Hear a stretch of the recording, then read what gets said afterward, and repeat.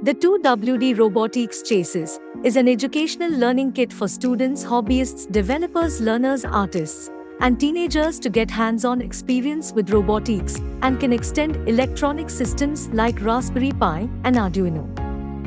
It includes motors, a chassis, wheels, and a battery holder. The kit is easy to disassemble.